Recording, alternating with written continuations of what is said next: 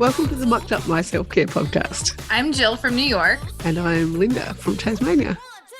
We are two moms from opposite sides of the world who are living, demonstrating, and helping moms across the world build their self-care asset bank.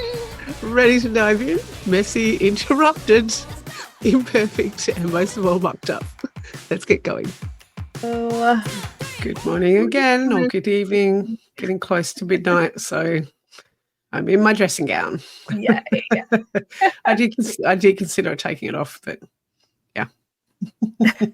You did. Here we are. Here we are. I feel you, because I'm still half pajamas myself, and it is not that early anymore, but it's crazy. It's comfy. Yes. Yep. Stop. Highs, lows. Let's go for it. Mm-hmm. Go ahead first. Sure. I'm gonna. What do I got? Okay, so I got a little confused.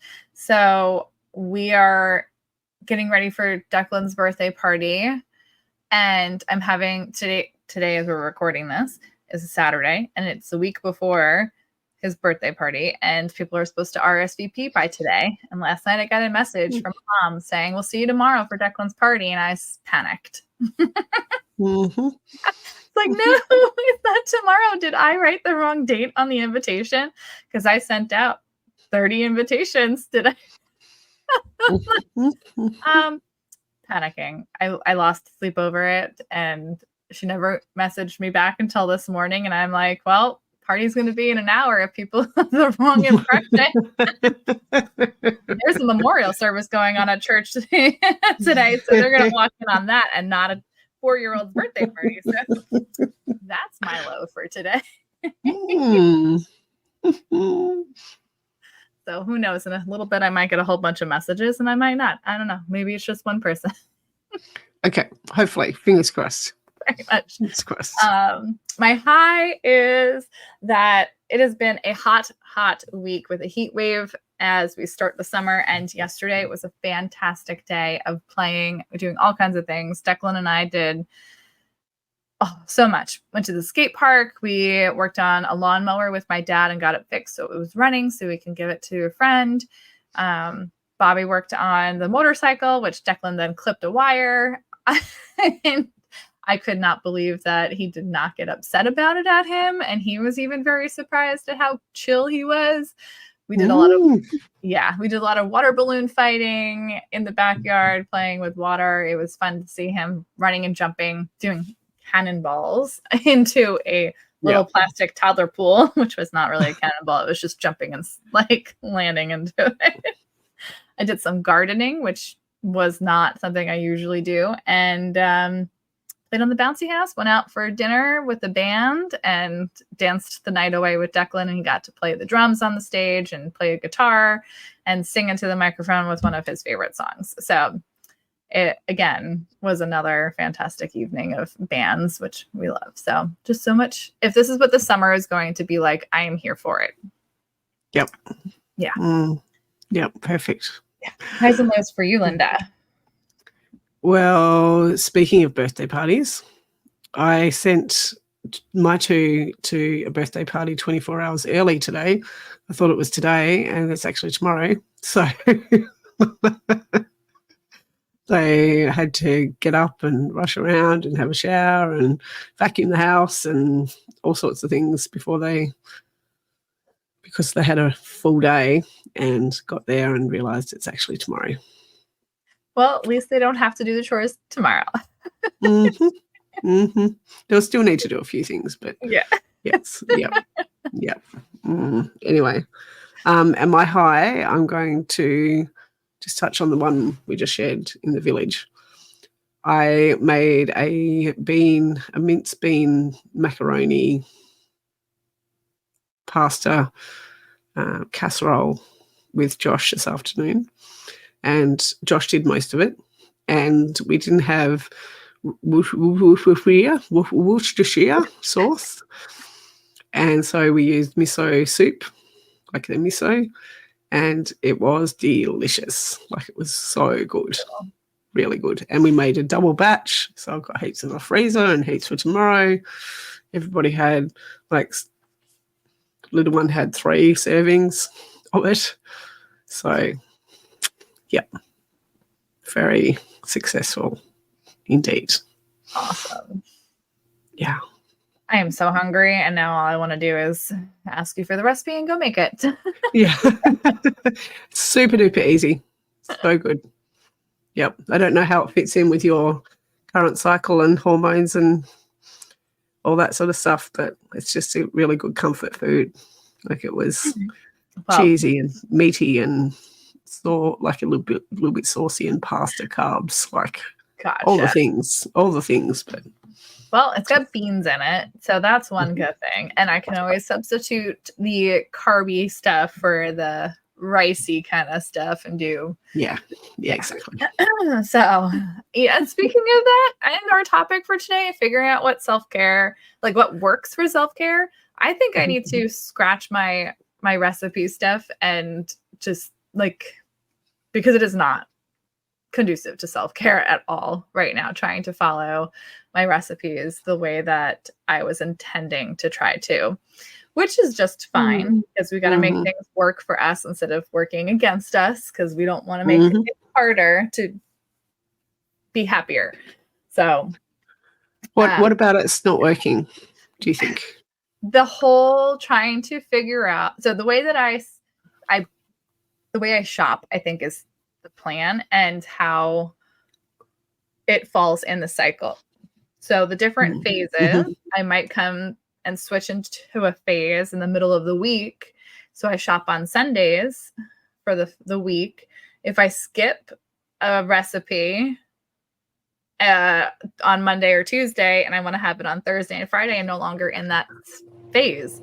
So I really, like, if I'm following phase-specific recipes, when do I make this now? I have to wait for a whole month to now make it when I'm back in that phase. So it's just like, that's not how this is supposed to be working. They all have the same kinds of foods in them. There's just specific ones that are more like, you might want to include meat in this time and you might not want to have meat in this time. And I'm like, I think we're just going to scratch that and just use all of these recipes anytime I feel like it. So that sounds much more allowing, because if you've got fresh food that then's going to waste.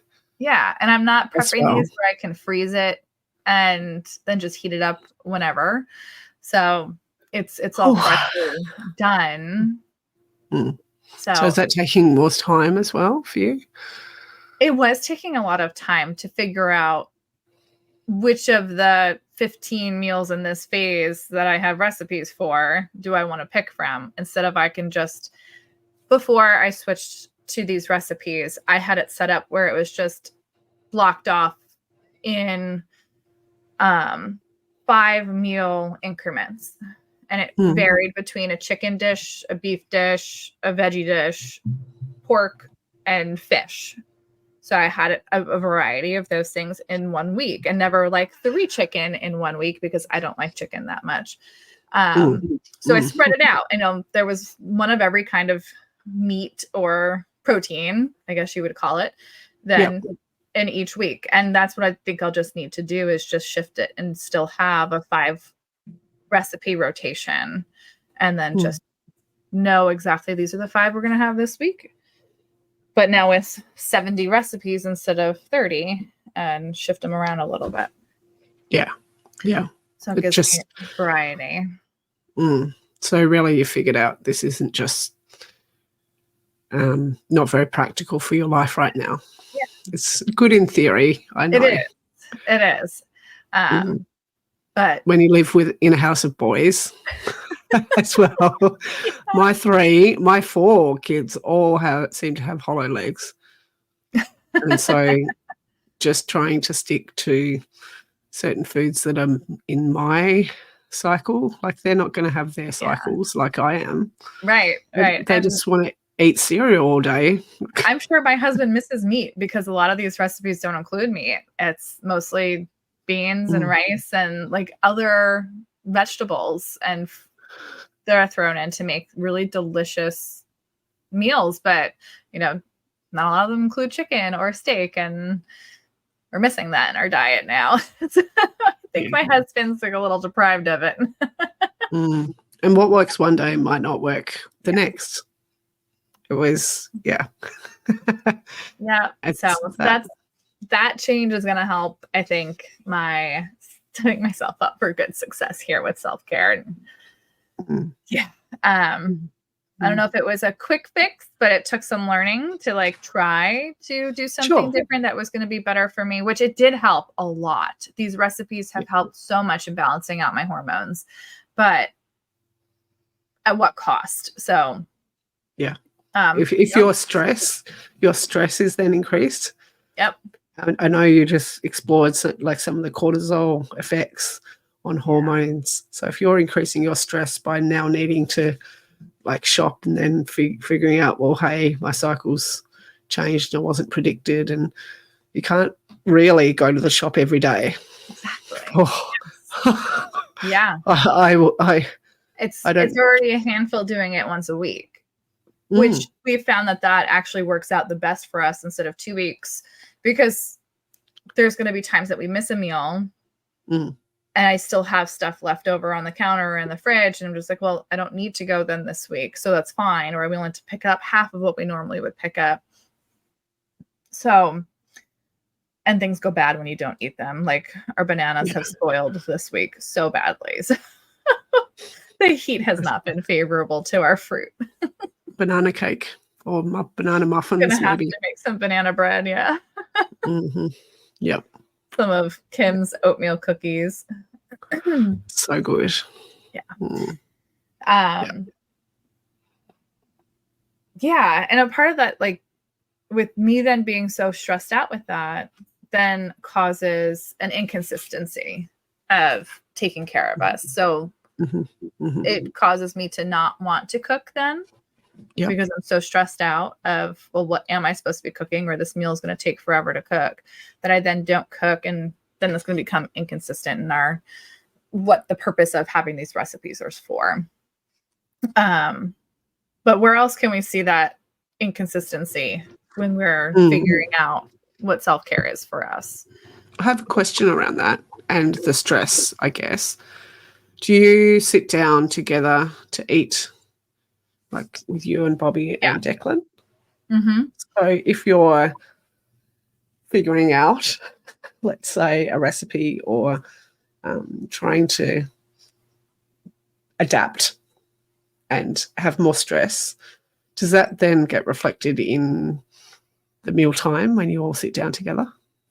Are you frazzled by the time you get to sit down where you're like, No, that's like, oh, finally I get to sit down and eat what we needed to eat. Sometimes I'm scoffing it down because we're like right before a mastermind or something we have planned for the night.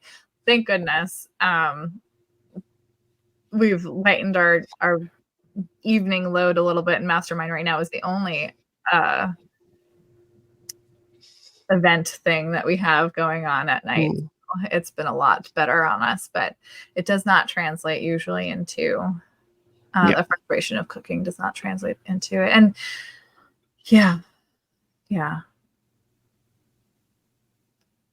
sometimes it can at this end, if it's been really, really hectic to get dinner on the table, if we're late, or if the kids are just having a fight over who's going to put the forks on the table and who's going to do the glasses of water, which they often do.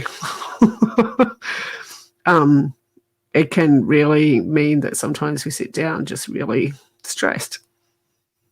Yeah, which then takes a minute or two to just be like, yeah, everyone's trying to talk or regulate or just, We get stressed out in the middle of it when Declan finishes his food first and wants to go do something and include us in it. And we're just like, we just sat down to eat. Like, can we please finish our food? We have not had the time to enjoy it. So we get a stress on the hurry up and finish end so we can play, because most times Bobby would have just walked in as I'm finishing cooking. And so the first minute is like, Daddy, come play, but we need to eat first because food's ready. Like, let's sit down and eat first, and then you can play. And then he's like, no, now. That becomes the frustrating part, is the hurry up and finish for us. Okay, well, one thing that did work, we figured out did work for us, because we have Quinn who doesn't want to come to the table sometimes. He's too busy playing. And we like to try and acknowledge the cook and the other people in the family, and we don't start eating until everyone's at the table. It's just something we've been taught and something we feel that's important, so that, one kid isn't scoffing it all down and then gone and not sitting at the table eating. Yeah. So we're often waiting for him. And what we found that works is having a candle at the table. Does that work for you? I saw that. He gets to light it, and it stays alight while he's eating his dinner. And the last person to finish their dinner blows it out. Ooh. And he's not allowed to leave the table until the candle is out. I like that. Yep. All right. I'm going to have to start that. I did see someone else talk about that online. I was like, let's try that, because he loves candles. So you can do it with bubbles if you've got really little ones as well. Maybe like he gets to blow some bubbles when he sits down, and then the last person to finish gets to blow bubbles when they have finished as well. Gotcha. Okay. So, maybe that might be a plan of attack, because it's hard for them to sit there sometimes. They do want to play. So, but it's important to us that we get to chat about, because some things we need to chat about all together. Some things we just want to enjoy all of the company. We do the favourite parts of the day. We do lots of things like around that dinner time. So it's Do you takes consistency? Do you find that the boys really enjoy doing that part of their, like, are they seeing that as a little bit of self-care, or do you see that in them? Actually, I guess is a good question, of them sharing their favorite part of the day and stuff like that as a bit of self-care for them. Yeah, definitely. It's also part of our routine. So it's something that they can expect. It's something that they then need to think about their day a little bit. It means that even if they had a bad day, they can find a good bit. Okay, yeah. And it's cute listening to a 3-year-old say that. Sometimes he'll say, my favourite part of the day was getting out of bed. Yeah. Or eating this dinner. Or, It's like when you used to pull out something that happened months ago. We're like, that didn't happen today. What are you talking about? I know. It's hard for them. Like, this is brain development stuff. Yeah. So, and we do that like as bedtime routine for us. It seems that way anyway. Like, that's when Declan is the most talkative and wanting to talk about all the things. He's been so cute. He's like, Mommy, pray for me, please. And so that's how we do our night, as we usually pray. And in the middle of the prayer, he starts rattling off all the things that have happened for the day, like as a way to pray for those things. And just like, okay, this is how we're going to pray tonight. We got it. Yep. How long can we go? Yeah. But it's about those small steps like that. And sometimes we figure out that something will work at one stage or one way, and then it might need to be adapted for another kid or another section of life. Like, you're in summer at the moment. It might be different in winter. Right. And the other half of that, I think, is it might work for me as a parent with him versus my husband as a parent with him. Yeah. Mm-hmm. Like, there's going to be that difference too, not just seasonal, but also personality wise and who you're cooking with. Yeah. And talking about dinner time again, when Quinn is having trouble concentrating on his eating, so it won't be that he doesn't like the food. He's just maybe overtired or distracted or like a number of reasons. So we were trying to get him to eat a dish the other night. It had like sweet potato and broccoli and spinach and Brussels sprouts and like a whole heap of greens in it and sesame seeds and rice. And he was a bit resistant. And so we pull out a pen and paper and we draw. Each time he has a forkful, I'll draw a fork on the paper. Okay. And then we count up how many forks he's had at the end. Ah, gotcha.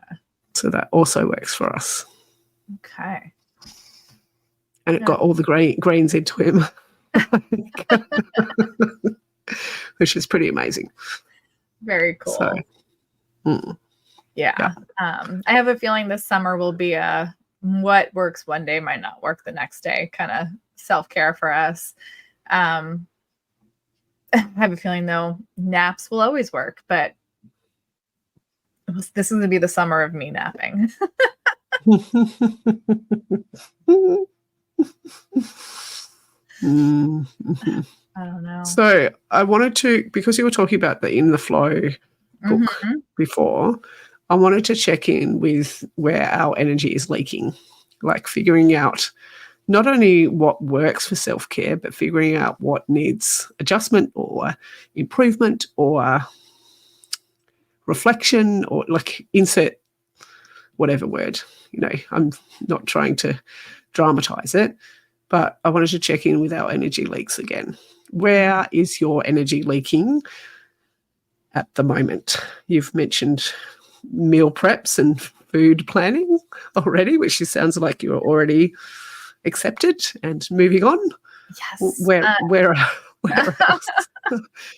Sick cat might be part of sick cat. All kinds of right. I guess right now the biggest energy leak is taking care of others. There are so many pieces. There's so many other players in my life right now that are needing attention other than myself. And I think that's the one thing that I can't forget, to take care of me in that. And a friend, Kim White, was talking about this the other day, and how it's selfish to not take care of ourselves. And I'm really glad that this summer is going to be a lot less work-oriented and more Declan-oriented. Yeah. But that's been probably the biggest struggle, is fitting in. Well, how am I taking care of all these other people and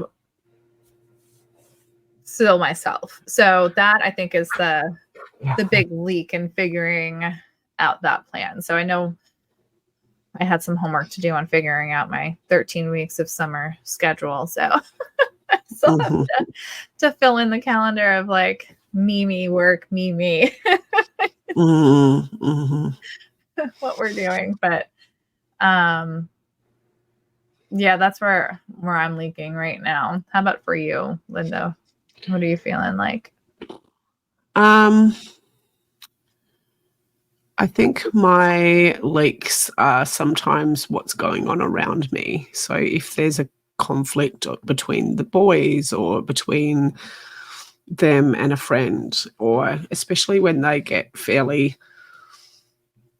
upset or angry at each other, I want to jump in and fix it still. Or I get agitated by their upset.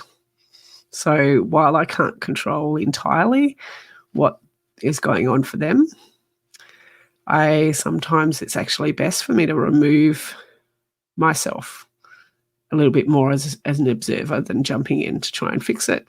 And that's been a big leak in my energy, because it's a constant work in progress.